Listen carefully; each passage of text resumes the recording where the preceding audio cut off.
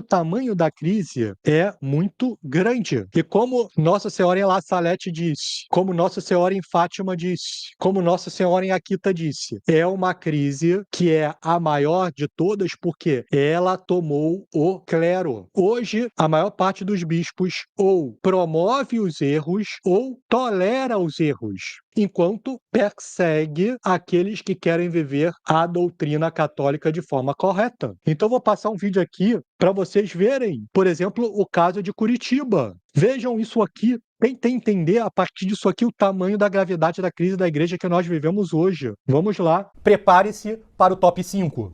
E em quinto lugar, temos a incrível celebração do leite, pão e mel, porque a Santa Missa está ficando fora de moda e o que vale mesmo é um bom café da manhã com leite e mel em pleno altar, ou seria uma mesa. Dom Peruso poderia ter usado o Código de Direito Canônico para repreender o sacerdote, pois o cânon 1239 proíbe o uso profano do altar, mas optou por não fazer e deixou de aplicar as devidas sanções. Em quarto lugar, destacamos o incrível bandeiraço de paroquianos a fazer inveja na torcida do Atlético Paranaense. Afinal, por que torcer dentro de um estádio se os progressistas têm o templo de Deus para bater palmas e para fazer a algazarra que quiserem, sem receio de qualquer punição do arcebispo? Na terceira posição, nós apresentamos a missa pseudo-áforo, porque uma arquidiocese progressista, sem o abuso de uma missa pseudo-áforo, nunca se sentiria uma igreja em saída, ecumênica, sensível ao diálogo e plenamente aberta ao mundo moderno. E em segundo lugar, está a Bíblia Kinder Ovo, porque sempre é possível inovar no quesito abuso litúrgico. E nem a fase adulta tirou a curiosidade dos progressistas em saber qual é o conteúdo secreto dentro de um chocolate. No caso, de um pão. E o primeiro lugar vai para Dom Peruso. Viva eu! Palmas pra mim! O arcebispo de Curitiba possui uma tradição de desrespeito às condenações passadas ao indifeitismo religioso disfarçado de ecumenismo. E já participou, por exemplo, de uma cirandinha interreligiosa.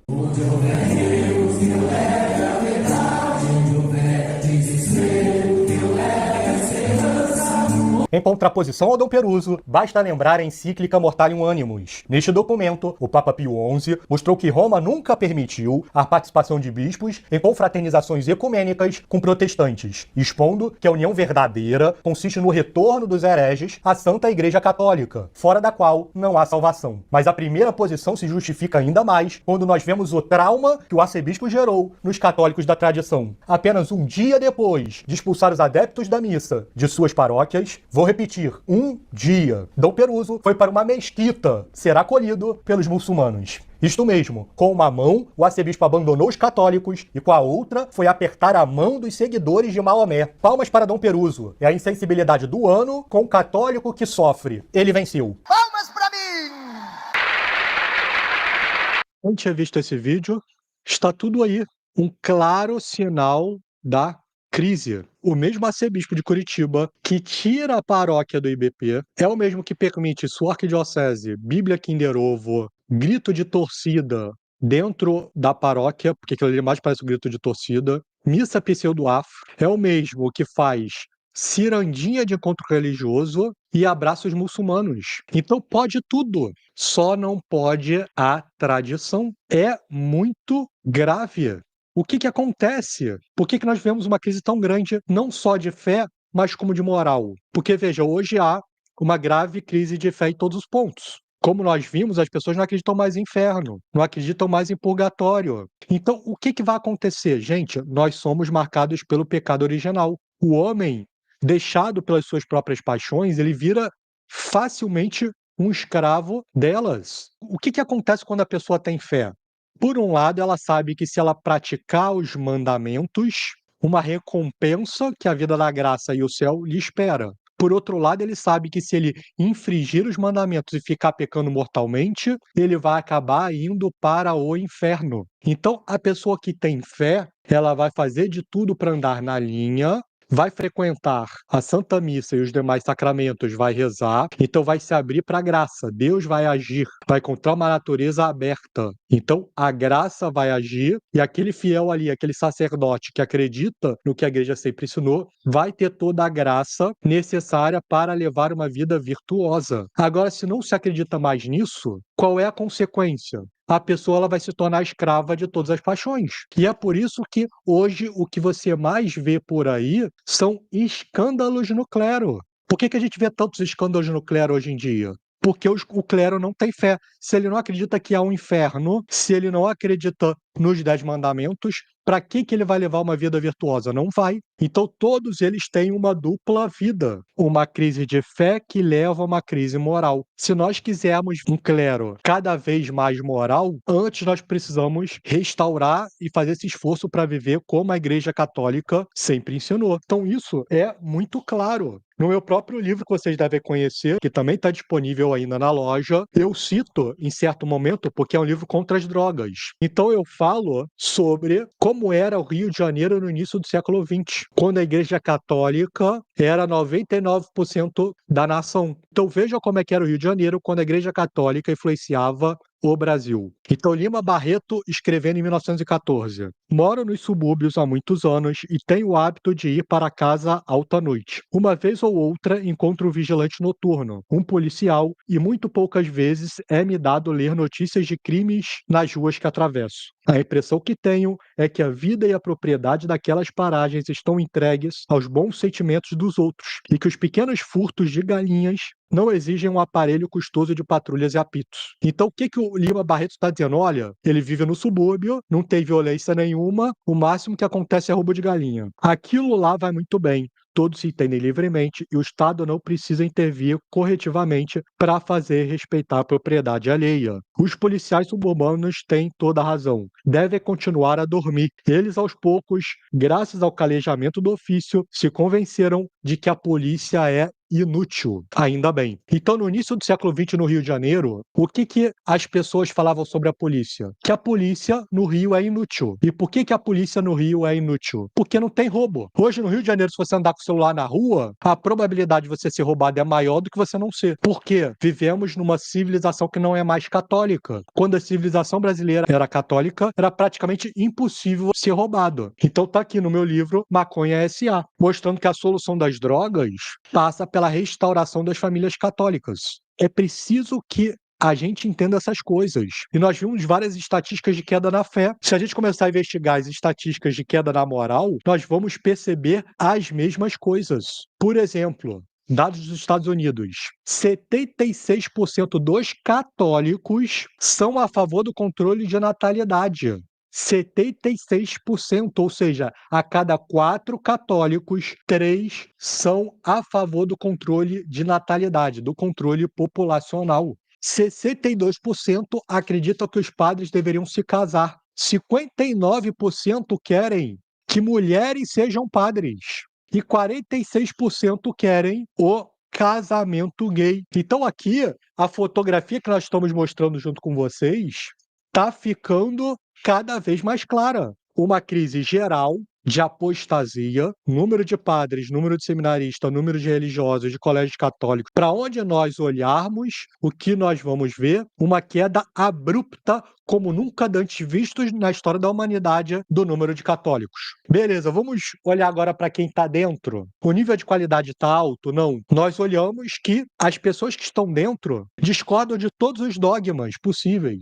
Não vão mais à missa. São pessoas recasadas. São pessoas que passam 30 anos indo para a mesma paróquia e não mudam uma vírgula. Quantos casos nós não recebemos aqui todos os dias? Então um amigo até colocou aqui, posso mandar vídeo de um escândalo da minha paróquia? Todos os dias a gente recebe isso. Coisa mais normal do mundo. Homossexuais praticantes são catequistas. Isso é normalíssimo. Comunistas como catequistas.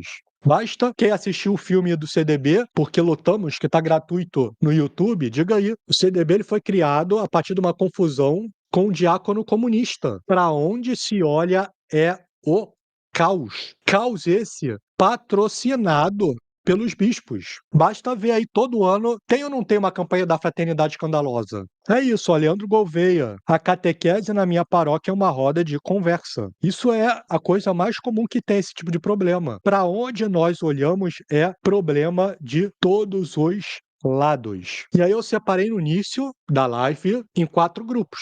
Aqueles que estão entendendo que há uma grande crise, isso que eu tô falando para vocês. Essa galera que tá aqui, a maior parte já foi buscar uma missa tradicional. Outros vão para a missa nova e ficam agoniados, em maior ou menor grau, depende da percepção dela, com os problemas que ela vê. E são muitíssimos. São muitíssimos. As pessoas começam a frequentar missa tradicional, ou então sofrem ali na paróquia nova. E aí nós vimos que existem outros 3 grupos. Os grupos dos ignorantes, que o CDB vai lá e fala do problema da oração em línguas, que é algo que nunca houve na história da igreja. Aí o ignorante vai lá e fala, não, mas que absurdo! O CDB está querendo dividir a igreja. É o que? É o ignorante. É aquela pessoa que nunca teve a experiência da tradição na igreja. Ela já nasceu num ambiente confuso pós-conciliar. Há os conservadores, que querem misturar tradição com inovação, o que é impossível. Há os progressistas, que são aqueles que querem destruir a tradição da igreja. E agora a gente pode comparar, pessoal. Vamos comparar o nível de qualidade dos fiéis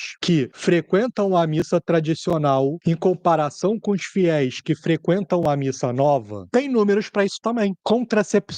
Nos Estados Unidos, 89% dos católicos que vão à missa nova são a favor da contracepção. Ou seja, a cada 10 pessoas que vão à missa nova, 9 são a favor de pílula anticoncepcional. De cada 10 pessoas que vão à missa nova, 9 são a favor de pílula anticoncepcional. Vocês conseguem entender porque quando você vai na missa nova, numa paróquia dessa comum, as famílias não têm filhos? Você vê pouquíssimas crianças e normalmente elas são muito mal educadas. Estão esperneando, estão fazendo barulho, estão mexendo em brinquedo em plena Santa Missa. Agora vocês vão se chocar. Vocês sabem quantos % das pessoas que vão à missa tradicional são a favor de métodos anticoncepcionais? Eu vou deixar que vocês respondam. Chutem o número aí, eu tô acompanhando, hein? Na missa nova, 90% das pessoas que frequentam a missa nova são a favor de anticoncepcionais. E na missa tradicional? Na missa tradicional, apenas 2%. 2%. Olha a diferença, pessoal. A cada 100 pessoas, 89 que vão à missa nova